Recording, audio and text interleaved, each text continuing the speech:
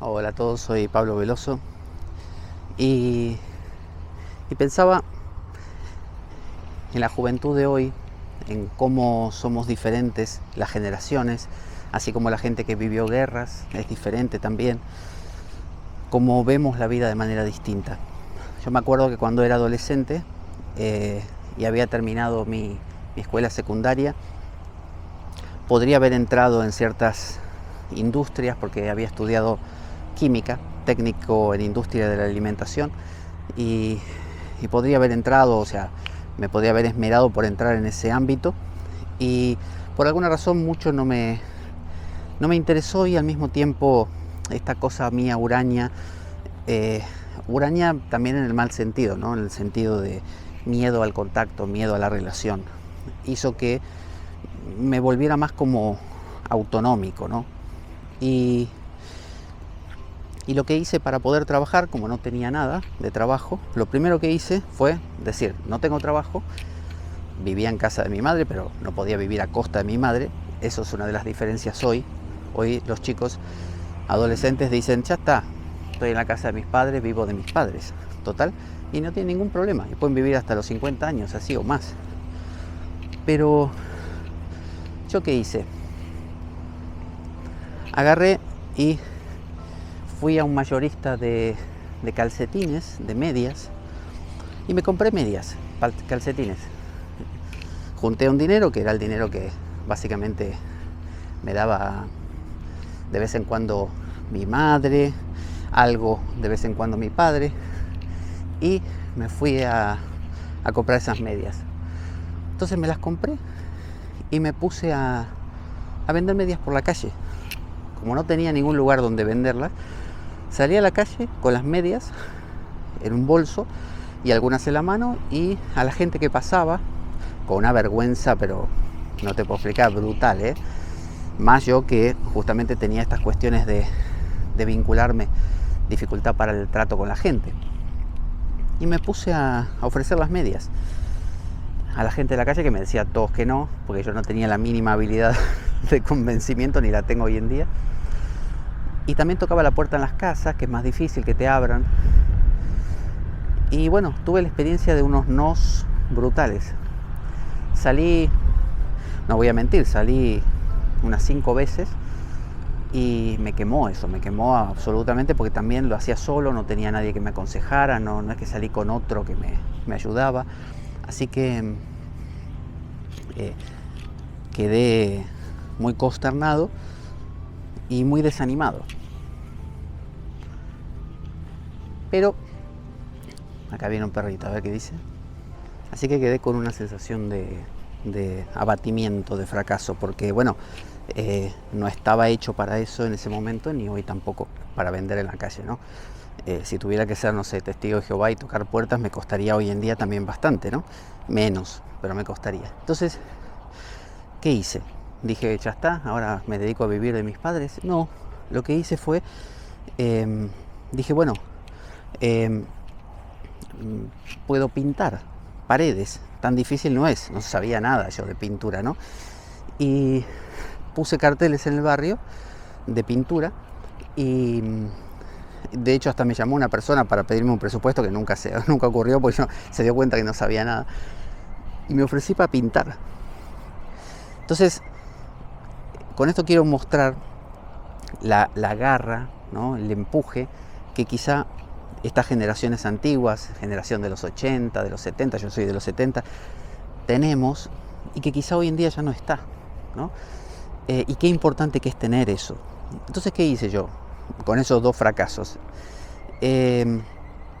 Ahí surgió, mi abuela tenía una vecina que se dedicaba al tejido. O sea, ella le entregaba, compraba lana, se la daba a alguien que se la convertía en prendas de ropa, y ella después eso se lo vendía a tiendas, ¿no?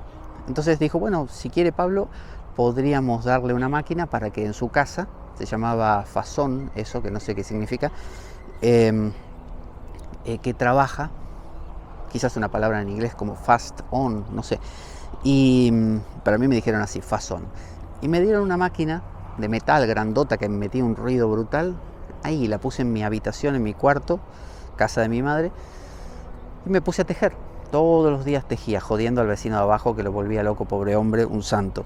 Yo intentaba aislar la máquina, pero igual todo un día haciendo metiendo ruido. Y yo tejía y llevaba el tejido cada tanto cuando lo completaba a mi jefe, digamos, y me pagaban y así.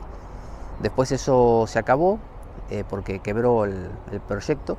Entonces mi jefe me dijo, mira, después de un tiempo, de un par de meses, me dijo, mira, estoy haciendo algo con un amigo de pintura, no sé si querés sumarte. Y me sumé, estuve haciendo cosas de pintura con él, pintando casas con él y ese amigo de él. Después, paralelamente, yo hacía yoga en mi casa y en la terraza del edificio, y las vecinas me empezaron a ver y me dijeron, mira qué interesante, ¿no nos darías clase?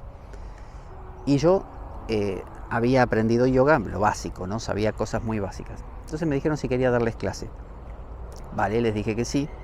Ahí también se muestra esa garra de que uno no se amedrenta, uno busca el recurso. Hoy en día hay esto de que donde hay la primera dificultad ya se abandona. Pero yo lo que hice es la metodología del perro pequinés. No amedrentarse nunca. Le podés poner un Doberman delante que el tipo va a ladrar y va a atacar, pensando que es grande. Entonces dije sí. Y me dedicaba a la pintura y a su vez a dar clases de yoga. Eso poco a poco, como yo era muy insistente, me fue llevando a otras cosas. Daba clases en mi casa o en la casa de mi madre para esas alumnas del edificio.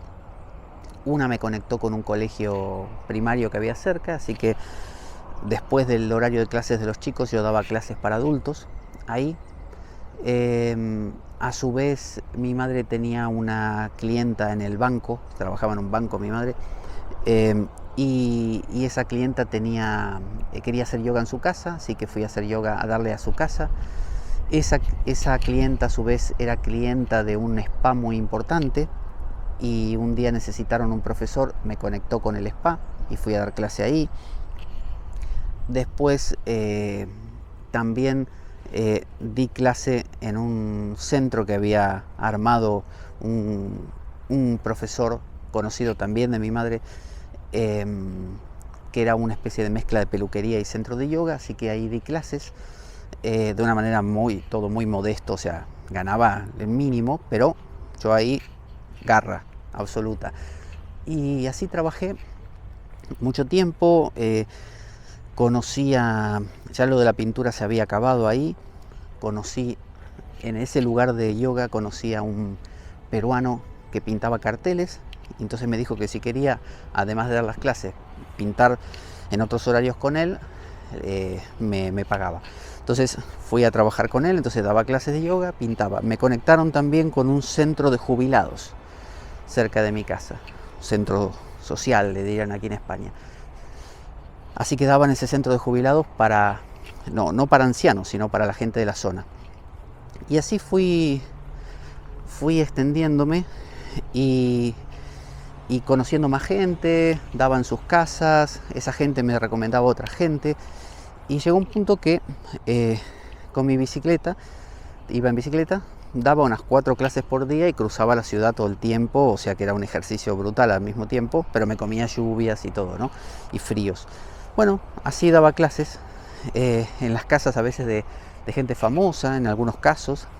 He dado para actrices así muy importantes, he dado en el Hotel Sheraton, y con los años, habiendo conocido ya a mi esposa, pusimos un centro de yoga, el cual, bueno, requirió mucho trabajo, pero funcionó muy bien dentro de la torpeza que yo tengo para todo lo que es así gestión económica y burocrática, ¿no? Pero bueno, funcionó muy bien. Era uno de los centros de la ciudad donde yo vivía más así como grandes, había unos 3 centros grandes, y hasta que nos vinimos aquí a España en el 2009, por una cuestión de simplemente de que en Argentina nos pareció que en ese momento era ya insoportable el tema de delincuencia y era una vida difícil en ese sentido. Y como había unos parientes de mi esposa aquí, nos vinimos para España. que después resultó que esos parientes no es que nos apoyaron, sino que tuvimos que nosotros mismos gestionarnos todo desde cero y pasamos mucha penuria. Pero a lo que voy es esto, con toda esta historia. Un joven en mi posición hoy en día no se hubiera movido de su casa y se hubiera quedado ahí sin nada. Y yo, sin embargo, toda opción, toda posibilidad la utilicé y le di para adelante. Y lo que no funcionó no pasa nada, vamos con otra cosa. Esa es una mentalidad que quizá es necesario rescatar. Quizá te esté pasando que en alguna cosa te estás quedando ahí como que bueno, yo no puedo, no estoy preparado, preparada, esto no es para mí. Sí, todo es para vos. Ayer hablaba con un alumno y amigo que me va a dar unas clases de vocalización, básicamente para hablar mejor, pero también para cantar. Porque alguien dirá, sí, pero tenés 50 años, ¿te vas a poner a cantar ahora? ¿Por qué no? Una vez me dijeron, ¿vas a estudiar astrología? No, es muy difícil, eso no vas a poder. Y la estudié y ahí estoy. O sea, no hay nada que no puedas hacer, con esfuerzo, con trabajo. Entonces, quizás se trate de eso, creer un poco como un pequinés. Soy grande, todo es posible, para pensarlo.